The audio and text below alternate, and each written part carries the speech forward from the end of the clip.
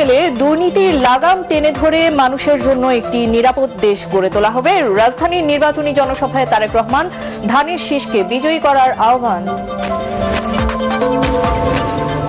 আওয়ামী লীগ যে অপকর্ম করেছে আরেকটি দল তা অব্যাহত রেখেছে। রাজধানীতে নির্বাচনী জনসভায় জামায়াতের আমির ভোটে চাঁদাবাজদের পরাজিত করার আহ্বান নাহিদ ইসলামের। প্রার্থীদের সহিংস আচরণ সার্বিক নির্বাচনী পরিবেশকে ঝুঁকিপূর্ণ করে তুলেছে ডক্টর ইফতেখারুজ্জামান। আচরণবিধি লঙ্ঘন ও অসুস্থ প্রতিযোগিতা রোধে সরকার ও ইসি ব্যর্থ। নির্বাচন নিয়ে অর্ধেকের বেশি জনগণ উদ্বিগ্ন।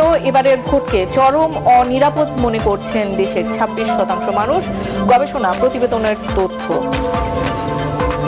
নির্বাচনের বাকি আর মাত্র 3 দিন, শেষ মুহূর্তের জনসংযোগে ব্যস্ত প্রার্থী সমর্থকরা। প্রচারণায় শান্তিপূর্ণ পরিবেশ রক্ষার দাবি ভোটারদের।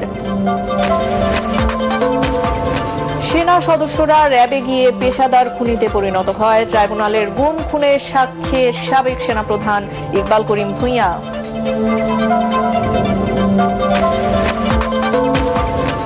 এবং নির্বাচন বিঘ্ন করতেই চট্টগ্রাম বন্দর জিম্মি করে আন্দোলন করা হচ্ছে। মন্তব্য নৌ পরিবহন উপদেষ্টার।